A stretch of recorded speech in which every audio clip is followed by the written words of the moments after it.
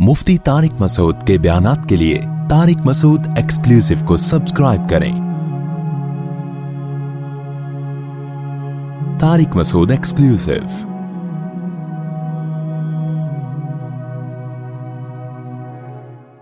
तो ये दावा जो लोग करते हैं ना, न्यूट्रल हैं, एक्चुअली हमारा कोई मजहब नहीं है, तो अब लोग कहते हैं यार इनकी बात का एतबार किया जाएगा। इसी तरह जो कहते हैं मेरा कोई फिरका नहीं है, लोग कहते हैं ये क्या बात करेगा। तो याद रखो जितने फिरके बने हैं ना, वो इसी बेस पे बने हैं कि हमारा कोई फिरका नहीं है। न्यूट्रल होके ही तहकीक की है तो एक राय कायम हो गई, फिर जब उसमें बहुत सारे लोग आ गए तो वो एक मसलक बन गया।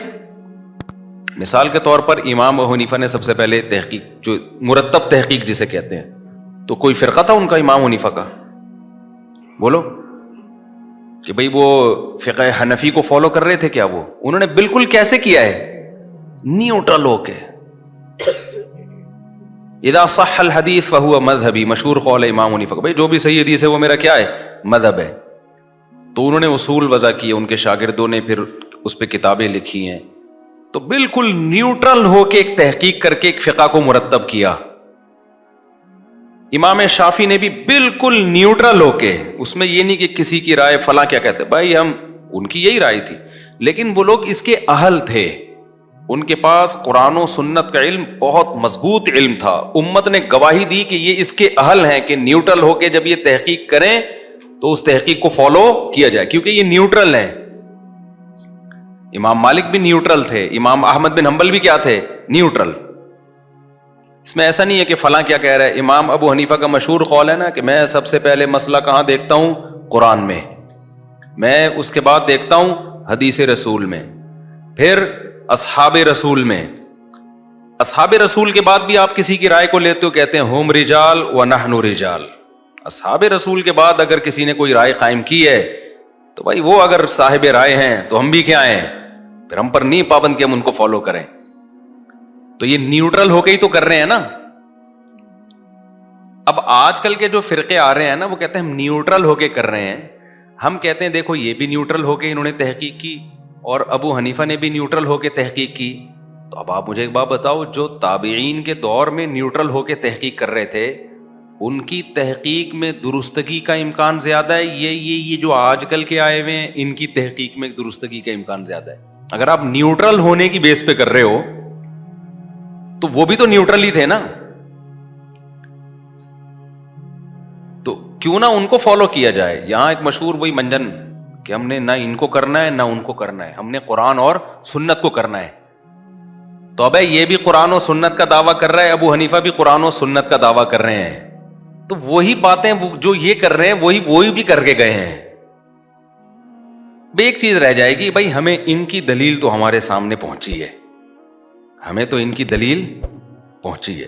ये दलील देखो, ये तो रेफरेंस के साथ है। अबू हनीफा ने जो बातें की हैं वो तो रेफरेंसेस के साथ नहीं है, तो वो इसलिए आपको नहीं मिली कि आपने उसको प्रॉपर वे में पढ़ा नहीं है। तो जो जहालत का इतराफ कर रहे हो आप, कॉमन सेंस क्या कहती है? 15वीं सदी के बंदा उसको जो है कुरान और सुन्नत का पता है, और जो फिक़ा मुरत्तब करके चले गए, जिस पे पूरी पूरी इस्लामी हुकूमतें चली हैं, सदियों चली हैं, खिलाफतें चली हैं, लाखों करोड़ों उलमा सोलहा पैदा हुए, उसको फॉलो करते रहे, उनके पास कुरान और सुन्नत नहीं होगा? तो ये मंजन की मुख्तलिफ क्या है भाई इसमें। तो हां, अब सबने न्यूट्रल होके ही तहकीक की है। इमाम शाफी ने भी उस न्यूट्रल होके तहकीक में बहुत से मसाइल में इत्तिफाक हो गया, और कुछ मसाइल में क्या हो गया? इख्तलाफ। हम कहते हैं ये बड़े बड़े उलमा ने जब तहकीक की और फिर भी इख्तलाफ बाकी जिन मसाइल में रह गया, अब वो हल नहीं हो सकता। वजह उसकी ये कि कुछ ना कुछ दोनों तरफ दलाइल हैं। जब दोनों तरफ दलाइल हैं तो इट मीन्स कि ये हल होने वाला मसला नहीं है। तो कोई बात नहीं, नहीं हल हो रहा, किसी एक को फॉलो कर लो, दूसरे को बुरा भला मत कहो। ये लोग जिस ट्रैक पे लेके चल रहे हैं ना, ये मेरा मौजू नहीं है, बस मैं इसको समेट रहा हूँ, आ रहा हूँ दूसरी तरफ।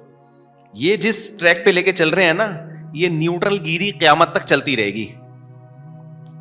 मिसाल के तौर पर इन्होंने क्या कहा कि हम तो न्यूट्रल हैं, ना हम हनफी हैं ना हम शाफी हैं, हम ना अहले हदीस हैं, हम तो न्यूट्रल हैं। लोगों ने कहा यार, जैसे मेरा कहीं भी बयान जाता है ना तो फौरन एक कमेंट आया होता है, भाई ये तो हनफी है, इसने क्या करना है? फिक़ह हनफी को सपोर्ट करना है। हालांकि ऐसा नहीं है। हम जब نیوٹرل ہو کے کوئی مسئلے کی تحقیق سامنے رکھتے ہیں نا دلائل کی دنیا میں, تو اس میں حنفیت کو سائڈ پہ رکھ دیتے ہیں. کیونکہ مجھے پتا ہے میرے بہت سے لسنر ایسے ہیں جو فقہ حنفی کو فالو نہیں کرتے, ان کو تھوڑی میں دلیل میں حنفیت پیش کروں گا, لیکن انہوں نے چھاپ بنا لی ہے. اب میں دلائل قرآن و سنت سے دے رہا ہوتا ہوں, حدیث رسول سے دے رہا ہوتا ہوں, اجماع صحابہ سے دے رہا ہوتا ہوں, تو وہ فوراً یہ کیا کر رہے ہیں, حنفی ہیں.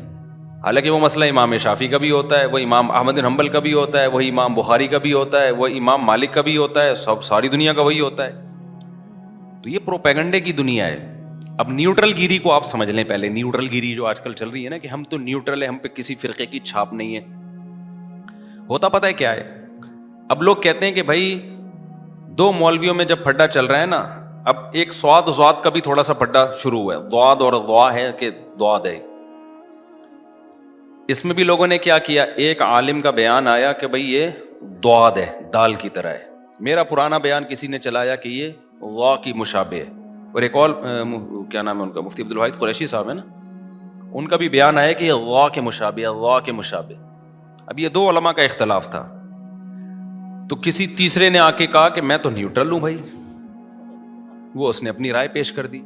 یاد رکھو نیوٹرل آدمی جب اپنی رائے پیش کر دیتا ہے نا تو وہ نیوٹرل رہتا نہیں ہے, وہ خود اس جھگڑے میں کیا ہو گیا, ایک فریق بن گیا ہے.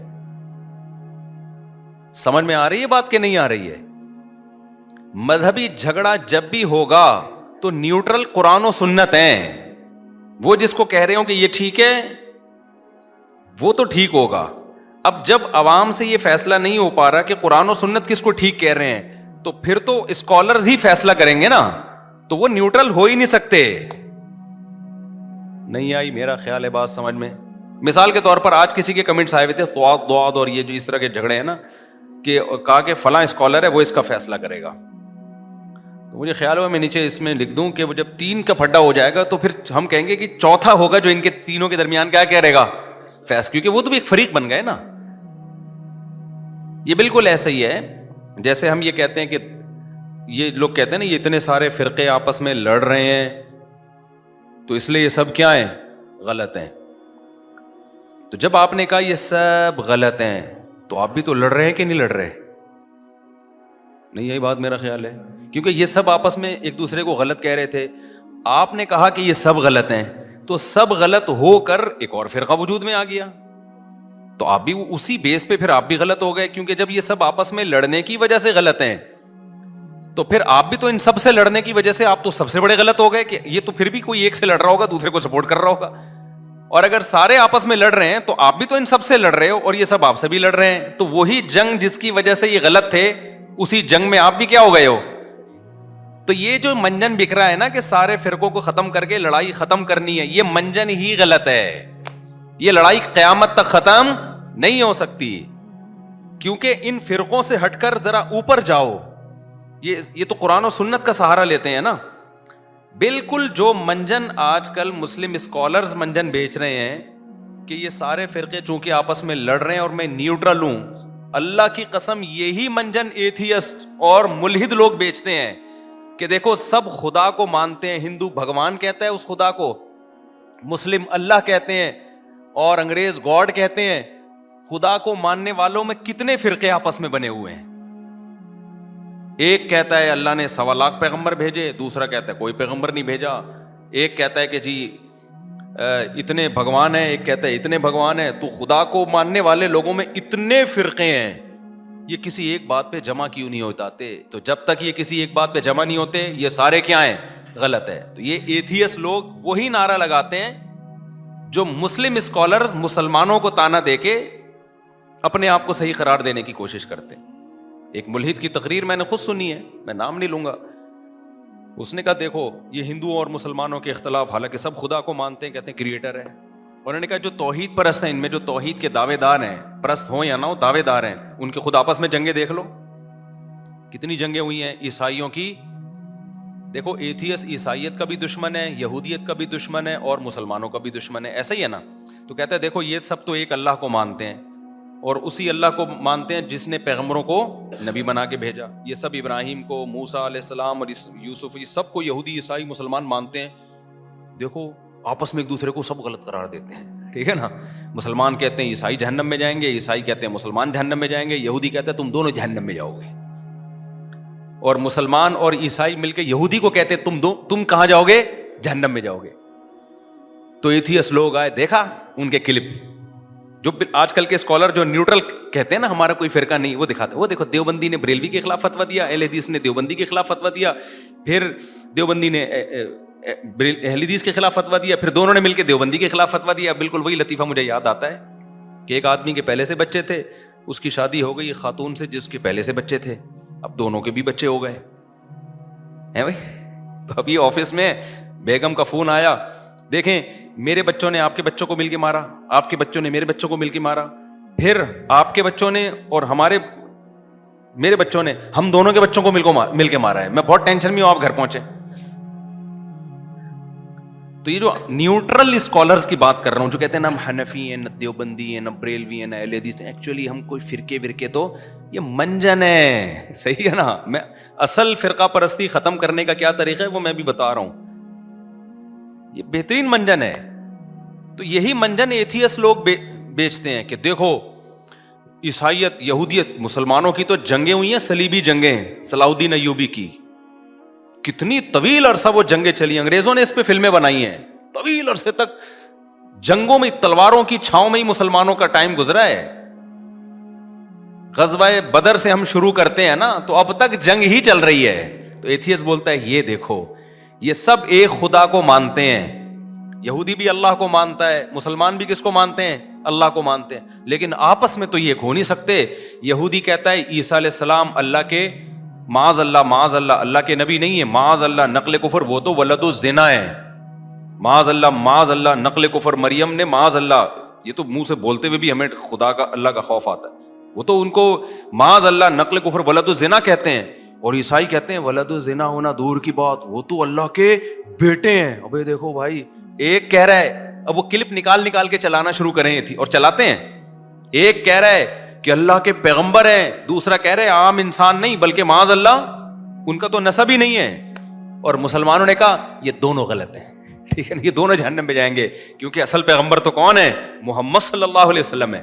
یہ منجن ملحد لوگ بیچتے ہیں. بالکل یہی اسٹائل ان سیکولر لوگوں کا ہے جو لوگوں کو علماء سے کٹا رہے ہیں اور کہتے ہیں ہم کسی فرقے کو نہیں مانتے کیونکہ یہ کلپ دیکھو, یہ دیوبندی بریلوی کو گالیاں دے رہا ہے, یہ بریلوی دیوبندی کو برا بلا کہہ رہا ہے, یہ اہل حدیث فلاں کے خلاف کلپ, یہ آپس میں تو مل بیٹھ نہیں سکتے, یہ آپس میں نہیں ملتے, ہمیں کیا ملائیں گے.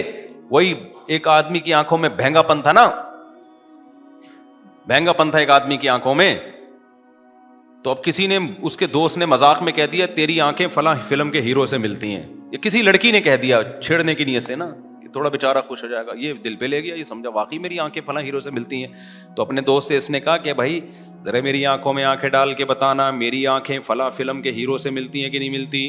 اس نے بہت غور سے آنکھوں کی میں گھس کے کہا یہ تو آپس میں نہیں ملتی, فلاں سے کہاں سے ملیں گی یہ. تو یہ اسکالر کیا کہتے ہیں بھائی, یہ دیوبندی بریلوی اہل حدیث یہ تو آپس میں ہی مسئلے حل نہیں کر پا رہے, ان سے بولو پہلے اپنے مسئلے تو حل کرو. یہ تو اس لیے ہم فرقہ پرستی کے خلاف ہیں, ہم جو دین لا رہے ہیں وہ کیا ہے, بالکل یہی اسٹائل کس کا ہے, ملحدین کا.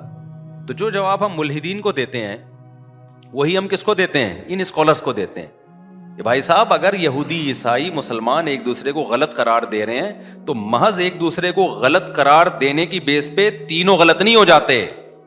بعض دفعہ تین آدمی لڑ رہے ہوتے ہیں, ایک حق پر ہوتا ہے, دو کیا ہوتے ہیں, ناحق ہوتے ہیں. اس بیس پر کسی کو غلط قرار دینا ٹھیک نہیں ہے. محلے میں دو آدمی لڑ رہے ہیں, آپ نے کہا دونوں لڑ رہے ہیں دونوں غلط ہیں, آپ نے آ کے دونوں کو کوٹنا شروع کر دیا. تو جس بیس پہ آپ نے دونوں کو غلط قرار دیا اس بیس پہ آپ خود بھی غلط ہو گئے کہ نہیں ہو گئے. پھر تو کوئی ایتھیس سے ہٹ کے کوئی نیا بندہ ہے وہ کہے کہ میں ایتھیس کو بھی نہیں مانتا. ایک چیز مارکیٹ میں آئی ہے جس کو فری تھنکر کہا جاتا ہے, فری تھنکر.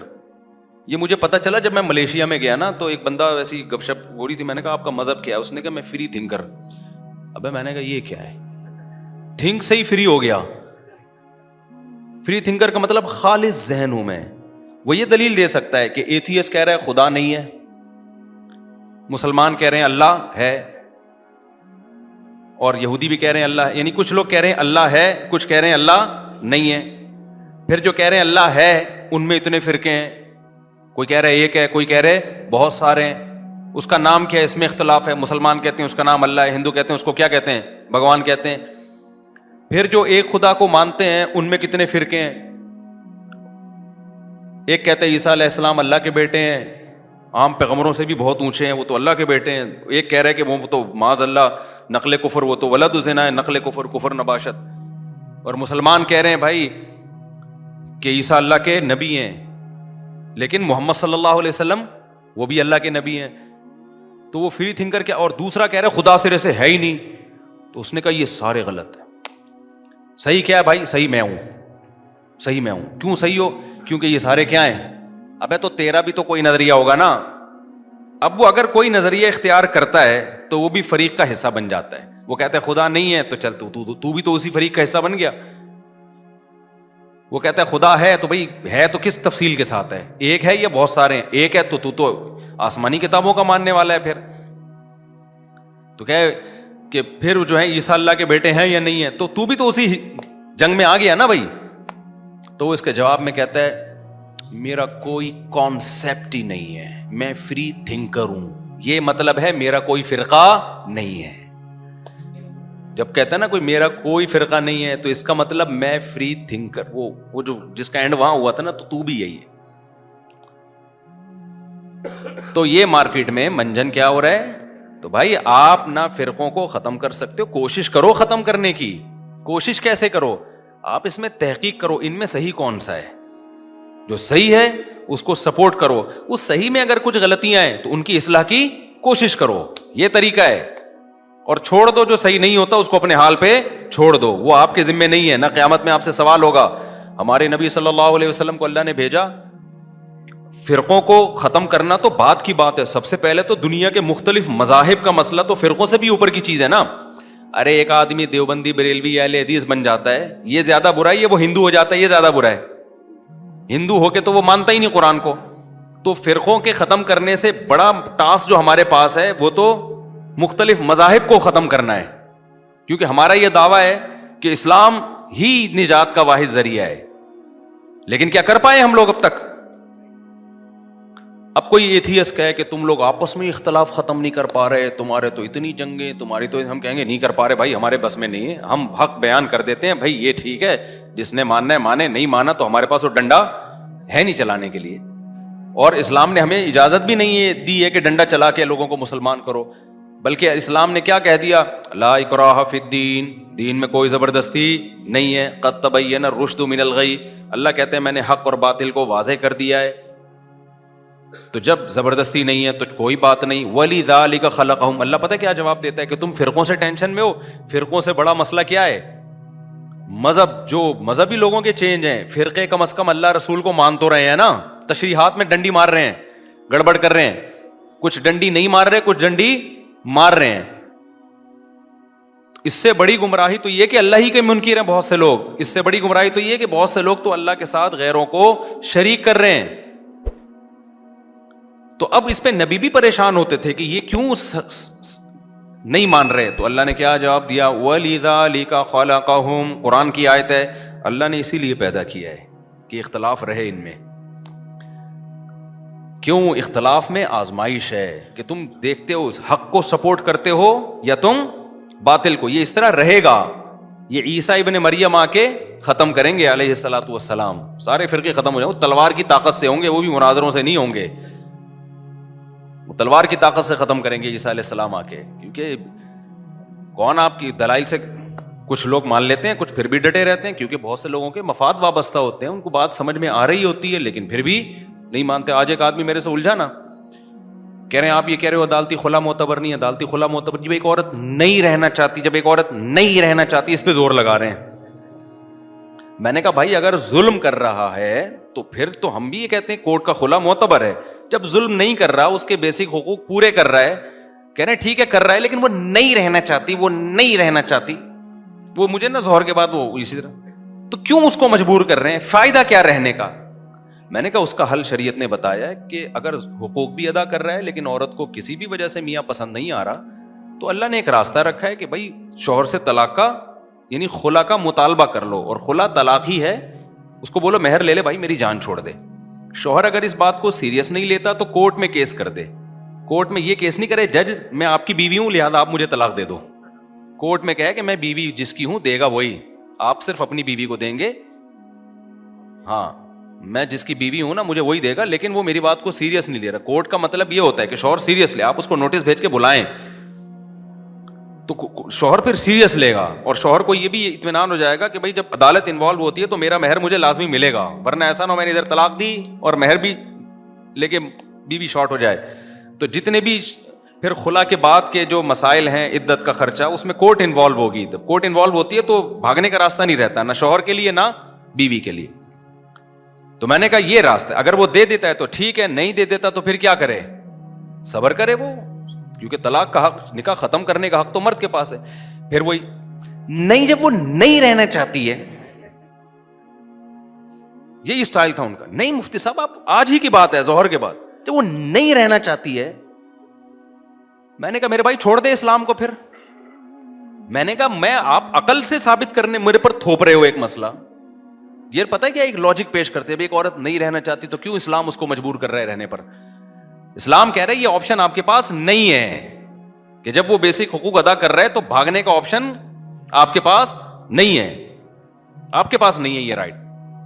جب وہ بہت دفعہ سمجھا دیا نا ان کو دلائل سے, نہیں آ رہا کہ نہیں رہنا چاہتی تو اس میں فائدہ کیا ہے. میں نے کہا بھائی پھر ٹھیک ہے, آپ کی اگر 6-7 بچے ہیں نا, مجھے پتا تو ان کے 6-7, میں نے کہا آپ کی بیگم بول رہی ٹاٹا میں جا رہی ہوں, اب آپ میرے پاس آؤ گے بھائی, میں ساری زندگی پہ بیوقوف ہوں, میں اس کو اس کا 10 سال سے نان نفقہ اٹھا رہا ہوں. دیکھو دلہن سے عشق جیسی محبت تو 1 مہینے کے بعد ختم ہو جاتی ہے, اس کے بعد تو ذمہ داری کے چکر میں پال رہا ہوتا ہے آدمی. اب جو تمہیں دلہن سے پہلی رات میں لگاؤ تھا, کیا وہ اب بھی ہے؟ کوئی نہیں دیکھ رہا تمہیں. 20-30 سال 10 سال کے بعد تھوڑی ہوتا ہے وہ لگاؤ. محبت دوسرے اسٹائل میں ہوتی ہے. میرے بچوں کی ماں ہے, میرے ساتھ اس نے اتنا ٹائم گزارا, اس لحاظ سے تو ہوگی, وہ جذبات تھوڑی ہوتے ہیں. پہلی رات میں تو جو ہے نا, یا شروع کی راتوں میں تو دوست برے لگ رہے ہوتے ہیں, گٹر کے ڈھکن جن پہ ساری زندگی گزار دی وہ برے لگ رہے ہوتے ہیں. لیکن کیا یہ جذبات بعد میں رہتے ہیں؟ اس کے بعد ذمہ داریاں سمجھ کے, یار وائف ہے میری, جو ہے نا میرے والد کی بہو ہے, میرے بھائیوں کی بھابھی ہے, اور جو ہے کیا نام ہے, ایک میں چھوڑ دوں گا, بدنام ہو جاؤں گا سوسائٹی میں, عزت کا, اور اس کی بھی زندگی برباد ہوگی. تو 10 سال 15 سال اس نے کیا کیے, گھر بسانے کے لیے قربانی دی ہے. اگر اس کو پتا ہوتا 15 سال کے بعد یہ نکل جائے گی تو کہتا ابھی نکل جا بھائی, میں پاگل ہوں, میں 10 بچے پیدا کر کے, یہ 6 بچے پیدا کر کے تجھے نکالوں گا یہاں سے. اب آپ اس 6 بچوں کے بعد اس کو آپشن بول رہے ہو کہ وہ جب نہیں رہنا چاہتی, وہ جب نہیں, وہ ان کا اسٹائل ہی یہی تھا. تو میں نے کہا آپ کی بیگم آج بولے 6 بچوں کے بعد کہ میں جا رہی ہوں, آپ بولو گے کہ میں پاگل ہوں؟ بھائی جو تجھے 10 سال 15 سال سے میں پال رہا ہوں, تو پہلے چلی جاتی, پہلے چلی جاتی نا تو. تو میں نے کہا ٹھیک ہے, آپ اپنی بیگم کو یہ مسئلہ بتائیں کہ بیگم کوئی بھی پسند آ جائے نا تم, تو تمہارے پاس یہ آپشن ہے, تو تم چلی جانا, اور جب میں تمہیں روکوں گا تو تم کہنا جب میں نہیں رہنا چاہتی تو مجھے کیوں روک رہے. تو آپ یہ بولو گے کہ پھر پہلے بول دیتی نا مجھے. اور اب جب عدالتی خلا سوسائٹی میں چلے گا نا, تو مرد کو پتا ہے کہ 10 سال کے بعد بھی جا سکتی ہے. تو میں بار بار کہہ رہا ہوں, اس کا نقصان کس کو ہوگا بھائی؟ عورت کو ہوگا. مرد کہہ گا جب 10 سال کے بعد بھی کوئی بھروسہ نہیں ہے, جا سکتی ہے. آپ کہہ سکتے ہو نہیں جی ہمیں اپنی بیوی پہ بڑا اعتماد ہے, بڑی نیک ہے, یہ 10-20 سال کے بعد بھی نہیں جائے گی. دنیا میں ایسا اعتماد کہ 20 سال کے بعد کا بھی آپ کو پتا ہو کہ کیا ہونے والا ہے, یہ کسی کے بارے میں بھی نہیں. یہ گارنٹی صرف پیغمبر کی ہو سکتی ہے.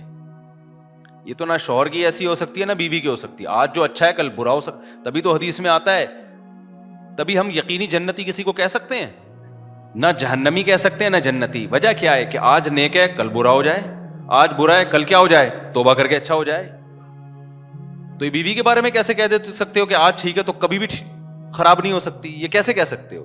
تو اس کا نقصان کیا ہوگا؟ مرد کہے گا جب یہ جس دن یہ نہیں رہنا چاہے گی تو کیا ہوگی, یہ کو چھوڑنا پڑے گا. تو میں نے کہا بھائی میں اسلام آپ کے سامنے بتاؤں گا, آپ کو اسلام سمجھ میں نہیں, چھوڑ دو آپ اسلام. پھر وہی اسکالرز آ جاتے ہیں آج کل جو مشکات کی اتنی حدیثیں پھینکتے رہو بیٹھ کے. کوئی حدیث نہیں ہے مشکات کی جس میں آ رہا ہے کہ جب کوئی نہیں رہنا چاہتی تو وہ کیا ہوگا, وہ چلی جائے گی. ایسی کوئی حدیث نہیں ہے مشکات کی, جج کوئی اختیار ہی نہیں ہے. تو خیر ہم کہاں جا رہے تھے؟ تو میں نے کہا بھائی جو فری تھنکر ہے نا, اب وہ کیا کہتا ہے کہ دیکھو یہ اس سے لڑ رہے ہیں, وہ اس سے لڑ رہے ہیں, یہ فلانے سے لڑ رہا ہے, یہ ڈمکانے سے لڑ رہا ہے. تو اب آپ نے کیا کیا, آپ نے کہا کہ چونکہ ملحدین کے اپنے پھڈے چل رہے ہیں, جو خدا کے منکر ہیں ان کے خدا والوں سے, اور خدا جو مانتے ہیں ان کے آپس میں, تو اب میں نیوٹرل ہوں گا. میں ان میں سے کسی کو بھی ٹھیک نہیں سمجھتا. اب نیوٹرل ہو کے تو کیا کرے گا؟ سارے عقیدے تو ختم ہو گئے نا, جو خدا کو ماننے والے بھی ختم, خدا کا انکار کرنے والے بھی. پھر جو خدا کو مانتے ہیں ان میں توحید پرست بھی اور مشرک بھی. پھر جو توحید پرست کا دعویٰ کرتے ہیں سچی مچی میں توحید پرست ہیں بھی یا نہیں ہیں وہ بھی. پھر پیغمبروں کو ماننے والے نہ ماننے والے سارے ختم ہو گئے. اب تو کیا کرے گا؟ ہم تو کہیں گے انہی میں سے جو صحیح لگتا ہے اس کو فالو کر. جو کہتا ہے یہ چونکہ آپس میں لڑ رہے ہیں لہذا میں ان میں سے کسی کو بھی ٹھیک بولو نہیں مانتا. اب کیا عقیدے تو سارے ختم ہو گئے ہیں بھائی مارکیٹ میں.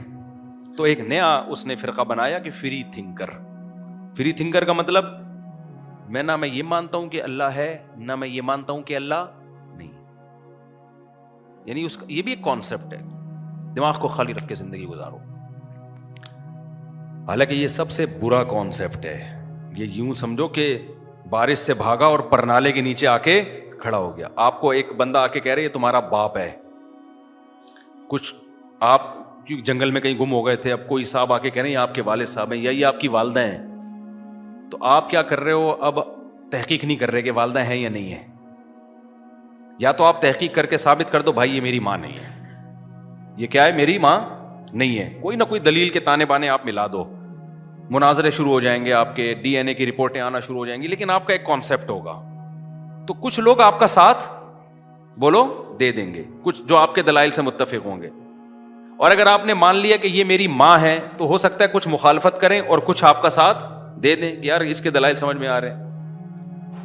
لیکن اگر آپ نے یہ کہہ دیا نا بھاڑ میں جائے میری ماں ہے یا نہیں میں نے کیا کرنا ہے, اس پہ کوئی بھی عقل مند آپ کو نہیں چھوڑے گا. بولے گا بھائی تو ماں یار یہ کیسے ہو سکتا ہے کہ یا تو اس کو ماں مان یا ماں نہیں مان. نہیں مانتا ہے تو اجنبی ہے, مانتا ہے تو بھائی تو پھر تو اس سے عام عورتوں سے زیادہ اس سے اچھے سلوک سے بات کرنا پڑے گا, بات کرنی پڑے گی تجھے, اس کے حقوق ادا کرنے پڑیں گے, اس کے قدموں میں بیٹھنا پڑے گا, اس کو رسپیکٹ دینی پڑے گی. آپ کہہ رہے بھاڑ میں جائے رسپیکٹ. وہ دیکھا نہیں ہے جو جن کی مائیں ہوتی ہیں اور جن کی مائیں نہیں ہوتی ان کے آپس میں اختلافات نہیں دیکھے؟ کچھ کہہ رہے ہیں یہ میری ماں ہے, کچھ کہہ رہے ہیں ان کے آپس میں تو پہلے حل کر لیں. ایک کہہ رہے ہیں میری ماں ہے, دوسرا کہہ رہے ہیں میری ماں نہیں ہے, یہ دونوں آپس میں لڑ رہے ہیں. تو ملحد یہی کہتا ہے کہ وہ کہتے ہیں کہ اللہ ہے, وہ کہتے ہیں بھگوان ہے, وہ کہتے ہیں فلانا, یہ آپس میں تو لڑ لیں. یہ سب اٹریکشن کے منجن ہے. اس لیے دنیا میں مذہب بہت سارے رہیں گے, ان بہت سارے مذہبوں میں لڑائیاں بھی ہو سکتی ہیں. ان لڑائیوں کو دیکھ کے کہنا سارے غلط ہیں, یہ دنیا کا سب سے بڑا بے وقوفی والا دعویٰ ہے. بھائی ان میں سارے غلط نہیں ہیں, جو صحیح ہے آپ نے اس کو کیا کرنا ہے, ماننا ہے. کیوں؟ وَلِذَٰلِكَ خَلَقَهُمْ, اللہ کہتے ہیں اتنے مذہب دنیا میں اس لیے رہیں گے کہ میں ان کو آزماؤں گا. میں نے پیدا ہی آزمائش کے لیے کیا ہے. جہاں موسیٰ ہوگا وہاں فرعون بھی ہوگا. فرعون نہ ہوتا تو موسیٰ کی کیا ضرورت تھی پھر؟ سمجھتے ہو کہ نہیں سمجھتے؟ تو حق اور باطل ہمیشہ کیا کرے گا؟ پیرالل چلتا رہے گا. تو تم نے دیکھنا صحیح کون ہے, کیونکہ اگر سارے ختم ہو گئے تو آزمائشیں ختم ہو جائیں گی. کمال یہی ہے کہ تم اتنے سارے مذہبوں میں تم حق کو پکڑ کے ڈٹے رہے اور اس کو پر قائم رہنے میں تم نے کسی کی مخالفت کی پرواہ نہیں کی, ہر لحاظ سے پھر اس حق کا ساتھ دیا. تبھی اللہ کہتا ہے یہ اختلاف میں قیامت کے دن حل کروں گا. تبھی اللہ تعالیٰ جہاں بھی نبی اختلافات سے پریشان ہوتے تھے نا کہ اتنے سارے لوگ ہیں اور یہ بات بھی نہیں مان رہے, اسلام پہ آ نہیں رہے, تو اللہ کیا فرماتے ہیں, ان ربک یفصل بینہم یوم القیامۃ فیما کانوا فیہ یختلفون. اے نبی تیرا رب قیامت کے دن فیصلہ کرے گا کہ ان میں صحیح کون تھا اور غلط کون ہے. تو میرے پاس ہی آنا ہے انہوں نے, میں فیصلہ کروں گا. اللہ نے یہ نہیں کہا کہ یہ کیونکہ سب آپس میں لڑ رہے ہیں لہذا سارے غلط ہیں, ٹھیک ہے نا. تو بالکل فرقوں میں بھی جب اسلام دنیا میں آیا تو ان میں فرقے بن گئے. ان میں کیا بن گئے؟ فرقے. اب دیکھو ایک اہم پوائنٹ کی بات ہے, اللہ کی بات سمجھ میں آ جائے کیا اللہ نے ایسا کیا کہ جب دنیا کے سارے مذاہب غلط ہو گئے تھے تو اللہ نے سب کو غلط ہی چلا دیا؟ اللہ نے حق پیغمبر کو بھیجا نا، محمد صلی اللہ علیہ وسلم کو، اور آخری نبی بنا کے بھیجا. تو پتہ ہے آخری نبی کی برکت سے کام کیا ہوا ہے؟ ایک بڑا خاندانی کام ہو گیا. وہ خاندانی کام یہ ہو گیا، اب اللہ نے اور اس کے رسول نے اعلان کیا کہ اب اسلام جب دنیا میں آ گیا ہے اور نئے نبی نہیں آئیں گے تو اب مسلمانوں میں فرقے تو بنیں گے، لیکن ایسا نہیں ہو سکتا کہ اس زمین پر کوئی ایسا ٹائم آ جائے کہ سارے ہی فرقے غلط ہو جائیں. ایک فرقہ ان میں ہمیشہ حق پر رہے گا. لہذا اس حدیث اور قرآن کی روشنی میں جو یہ کہتا ہے نا کہ یہ سارے فرقے غلط ہیں، اس کا پروگرام تو وہیں سے ختم ہو گیا. نہیں آئی میرا خیال ہے بات؟ آپ کی سمجھ میں نہیں آئی نا؟ اب اتنے سارے فرقے ہیں نا، کہہ رہے ہیں یہ اتنے فرقے، وہ دیوبندی کہتے ہیں بریلوی غلط، وہ کہتے ہیں اہل حدیث غلط، وہ کہتے ہیں فلانا غلط، وہ کہتے ہیں ڈمکانا غلط، ہوتی ہے یہ سارے غلط ہیں، میں نیوٹرل ہوں. تو آپ کا نیوٹرل ہونا قرآن و سنت کی روشنی میں آپ کے گمراہ ہونے کی دلیل ہے. سمجھتے ہو کہ نہیں سمجھتے؟ نیوٹرل ہونا آپ کے گمراہ ہونے کی کیا ہے؟ دلیل ہے. کیونکہ اس کا مطلب آپ ان سب کو غلط سمجھ رہے ہو، تبھی تو آپ نیوٹرل کی طرف گئے ہو نا، کہ نیوٹرل بنے ہو. آپ کو ہونا یہ چاہیے تھا ان میں جو صحیح ہے اس کو سپورٹ کرو، اور جو غلط ہیں ان کو کیا کرو؟ حق کے کا ساتھ دے کے باطل کو کیا کرو؟ اس کی حوصلہ شکنی کرو، اس کا حصہ بن جاؤ اس جنگ کا. ہم تلوار سے جنگ کی بات نہیں کر رہے، ہم زبان سے جنگ کی بات کر رہے ہیں. جیسے دو آدمیوں کی بحث ہو رہی ہے، آپ نے کہا سالے دونوں غلط ہے کیونکہ دونوں بحث کر رہے ہیں. نا نا نا نا نا نا نا، اگر حق ان دونوں میں منحصر ہے، یا تو یہ ہو سکتا ہے کہ دونوں واقعی غلط ہوں، لیکن اگر آپ کو دلیل سے ثابت ہو گیا کہ یہ 6 آدمی آپس میں بحث کر رہے ہیں، یہ 6 غلط نہیں ہو سکتے، ان میں ایک صحیح ہے باقی 5 کیا ہیں؟ غلط ہیں. تو پھر ان کی بحث اور مناظرے اور فتوے بازی کی بیس پہ آپ نے یہ کہنا کہ یہ سارے غلط ہیں، یہ غلط ہوگا. کیونکہ ہمیں بتا دیا کہ ان 6 جو بحث کر رہے ہیں دلیل سے پتہ چل گیا ان میں ایک ٹھیک ہے. تو اب آپ نے اس بحث سے جان نہیں چھڑانی ہے، جو صحیح ہے اس کا حصہ بن کے آپ نے بھی اس بحث میں ان کے ساتھ شریک ہو جانا ہے. بھائی جان جس چیز کی سمجھ میں آ رہی ہے ذرا ہاتھ کھڑا کریں. مجھے لگ رہا ہے یہ ٹیکنیکل باتیں ہو رہی ہیں جو اوپر سے گزر رہی ہیں، سب کی سمجھ میں آ رہا ہے الحمدللہ. بعض دفعہ آسان بات ہوتی ہے، میں ویسے ہی سوال کھڑا کر دیتا ہوں اس میں. تو اب میں آپ کو بتاتا ہوں، بات ادھر چلی گئی ہے تو اس کو کمپلیٹ کریں میرے بھائی. اور ایک بات آپ کو بتاؤں یار، تم ابھی چھوڑو، پھر میں وہی الفاظ استعمال کروں گا نا. دیکھو علم علماء دیوبند کے پاس ہے، آپ کو صحیح بات بتاؤں میں، علم علماء دیوبند کے پاس ہے. علم میں ایک ہوتی ہے کوانٹٹی، ایک ہوتی ہے عمق. میں نیوٹرل ہو کے یہ بات کر رہا ہوں. آپ کہہ سکتے ہو کہ آپ تو دیوبندیت کی چھاپ آپ پہ لگی ہوئی ہے، لیکن میں نے کیا بتایا کہ جب آپ فریق مخالف سے خطاب کرتے ہیں نا تو پھر نیوٹرل ہونا پڑتا ہے. جیسے میں اگر عیسائیت سے بات کروں گا تو میں قرآن کے دلائل تھوڑی دوں گا ان کو، کیونکہ ہم تو اسلام کو مانتے ہی نہیں. تو میں قرآن سے ہٹ کے پہلے قرآن کے برحق ہونے کی دلیل دوں گا، وہاں مجھے نیوٹرل ہونا پڑے گا. تو میرے عقائد وہی ہیں جو علماء دیوبند کے عقائد ہیں. کیوں ہیں وہ میں بھی بتاتا ہوں. لیکن جب میں اہل حدیث سے بحث کروں گا، جب میں کسی بریلوی مکتبہ فکر سے بحث کروں گا، پھر میں تھوڑی دیوبندیت کا حوالہ دوں گا کہ حضرت مولانا تھانوی نے یہ لکھا تو پھر میں اس سے اوپر جاؤں گا. میں کس کی بات کروں گا؟ اپنا برحق ہونا. یہاں تک کہ علماء دیوبند کا برحق ہونا بھی میں قرآن و سنت سے ثابت کروں گا، اور اگر ثابت نہیں ہوگا تو مجھے چھوڑنی پڑے گی دیوبندیت. تو میرا مقصد تو صرف یہ ہے کہ یہ جو لیبل لگنے کی وجہ سے لوگوں نے کہا ہے نا کہ یہ اتنے سارے فرقے ہیں، لہذا یہ لیبل غلط لگایا جا رہا ہے. یہ صرف کیا ہے؟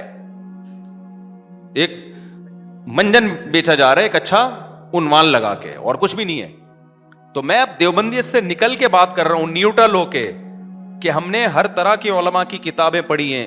علم میں کوانٹٹی بہت ہے، علم کے اندر جو عمق اور گہرائی چاہیے نا، جو گرفت چاہیے، وہ ہم نے بر صغیر میں علماء دیوبند ہی میں دیکھی ہے.